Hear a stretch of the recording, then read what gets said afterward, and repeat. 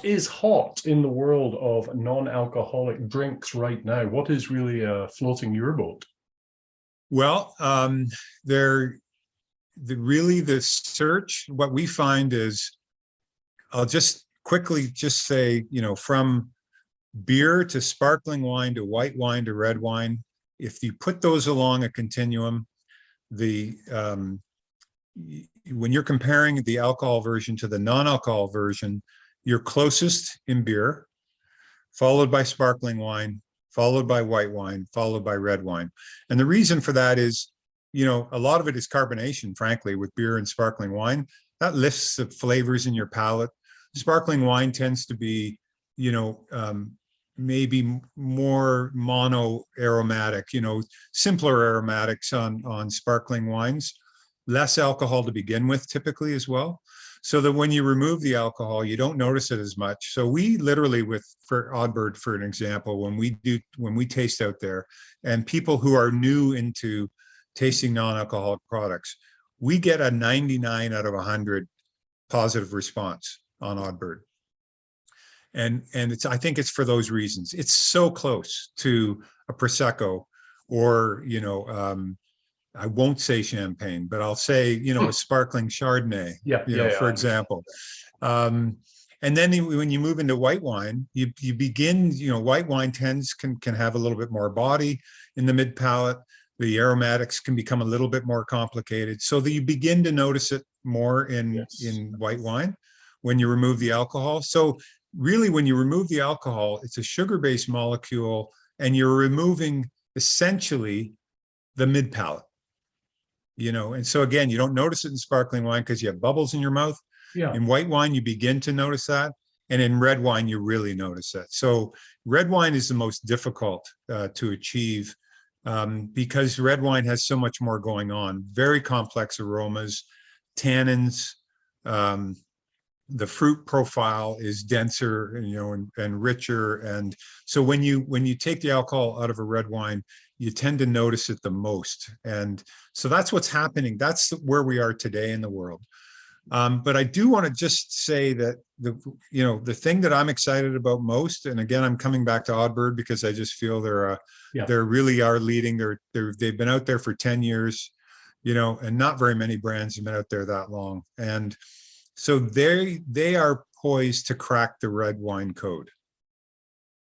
And that may happen towards the end of this year. And so what they're working right now in concert with the University of Dijon in France to really take a look at more at a micro level of what is happening when you remove the alcohol from a wine. And so right now, the two most important things to look at with a non-alcoholic wine is, what did you start with? What was the source wine that you started with? Was it a bulk wine from Spain that cost, next to nothing, because what you're really trying to end up with is a low cost non-alcoholic wine? Right. Or did you start with a quality wine and then remove the alcohol and you end up with a better wine? So that's the really important part of what everyone should be asking. What was the source wine? And some wines de-alcoholize better than others. So, and so there's a lot of experimentation going on right now in the world with which varietals, which styles of wine de-alcoholize better. And so that's kind of where we are today. But what Oddbird is doing is taking it to the next level. And they're saying, if we make the source wine differently, and we pay attention to things like how ripe it is, what's the tannin structure, are we doing some whole bunch maceration to increase the tannin, the tannin kind of gradient, skin contact, if we purposely, have more skin contact and we extract more flavor from those skins. And texture, also, you're adding texture in many cases. Exactly. And that's the other thing that you kind of miss when you take the alcohol, right? Barrel aging, what about the toast levels if you're gonna barrel age a wine and impart some, some oak flavors, so there's all of these things that they're looking at to create a source wine that may not be the wine that you drink, actually. Yeah, this is interesting because you're making a wine purposely to have the alcohol removed from it. as opposed to just taking a wine made for everyday drinking. Exactly. Yeah, this makes sense, because then, yes, this makes perfect sense to me. Yeah. So then when you do take the alcohol out, now you start to, in micro batches, you start to analyze. Oh, that's surprising. I didn't think we would have that. Or so you could sense how much study would be involved, in all the areas of red wine making that would lead you to a finished product that is maybe a game changer, maybe not a game changer yet, but maybe it's leading the way compared to what we have now. Now, having said that, I have a red wine now from Arjol that's our bestseller. It's great, and it's still very good. But that's what kind of excites me right now, is what are people going to do? And the other thing that I just want to mention that's important is that a lot of people are adding aromas to their wines after they make the wine. Oh. And I think to me, this is a bit of a no-no. Right. Yes. Yeah. So the things that I look for when I'm looking for a non-alcoholic wine is I want it to be varietally labeled. I want to know what I'm drinking. I want the producer to use the base wine and only the base wine. I'm okay if they add, rather than just adding a source of sugar, if they want to add sugar by using grape must, what the base product is before you add yeast, that has a higher sugar amount, level. I'm totally fine if they want to use that to add a little bit of sugar to the wine, because you need to do that. Otherwise, you're not going to balance, the acidity of the wine, right?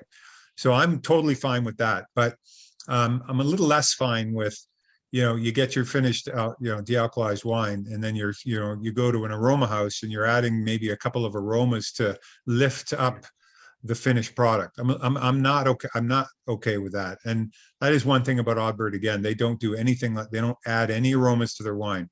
What they start with, so it's a pure product. I was about to say, you're still quite the purist, even when it comes to de-alcoholized products. Fantastic. Now, in closing, I'd love to get your input with regards to these recent recommendations from regarding alcohol intake in Canada, because this whole idea of having 2 drinks a week has caused certain amount of histrionics amongst my peers. They're very, very different than the 2011 guidelines, and they're, they make no bones about it. They're, I've got them in front of me. Canada's guidance on alcohol and health. The continuum of risk associated with weekly alcohol consumption, where the risk of harm from alcohol is low for 2 standard drinks or less per week, moderate for those who consume 3 and 6 standard drinks per week, and increasingly high for those who consume 7 standard drinks or more per week. Increasingly high. That's 1 drink a day. The old guidelines, guys, hey, 2 drinks a day, no problem. Women, 1 drink a day, no problem. You're covered. But when you see the guidelines, at 3 to 6 standard drinks per week, risk of developing several different types of cancer, including breast and colon cancer, increases. That's called now, 3 to 6 is called a moderate risk. 7 or more standard drinks per week, your risk of heart disease or stroke increases. Each additional standard drink radically increases the risk of these alcohol-related consequences. And so never before have they actually tied alcohol to causing cancer, as people kind of knew. There was, everyone kind of knew, but I knew. I mean, I was aware of all of this. It was just that the way that the media has covered it recently, I find it to be a little bit sensationalist, and especially because a number of the people in the sobriety movement address this issue with a kind of missionary-like zeal. It does cause for a little bit of conflict, I would say. I agree, Jamie. And I think that, there's always, if you're looking at 2 sides, there's something in the middle that, that probably makes the most sense. But I think maybe what the guidelines point out is that, the alcohol industry has a lot of power, and as a small example, about 7 or 8 years ago in the Yukon, the Yukon government decided to put alcohol. They were proposing to put alcohol warnings on all of the wines and spirits being sold through the in their territory, and there was such a backlash from the alcohol industry that it was kibosh.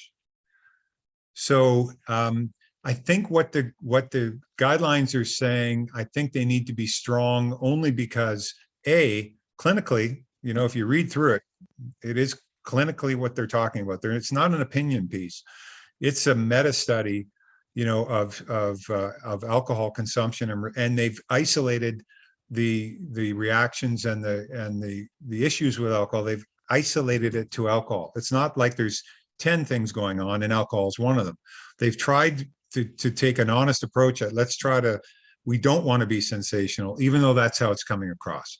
So I agree with you, and that I think the alcohol industry maybe having some boardroom meetings, I don't know, but I think at the end of the day, it really is down to the individual to really examine their own relationship. And it's a personal relationship, and really, I guess for us, we're really here to say there are alternatives. And I also sell wine on the alcohol side. Yeah, exactly. So, I'm not being a hypocrite by trying to start a non-alcoholic beverage company. I'm sober myself. So I come at this honestly, and I come at it personally, but again, no judgment. So. Well, I'm currently trying to source a copy of an old poster from the 50s in France, not the one I showed you earlier, but it's the old health guidance from the 50s regarding wine. And there's a cartoon figure pointing at a bottle of wine, and it says in French, "Remember, no more than a liter a day." Okay. How times have changed. How times have changed, David. Thank you very much for joining us at Good Food Revolution today. Really appreciate this extended chat. And look forward to catching up with you at some point in the future over some of this new non-alcoholic red wine, which I'm very curious about. Thanks for your time. No problem. Thank you very much, Jamie. I appreciate spending some time with you today. Super. Take care. Bye-bye. Okay. Bye-bye.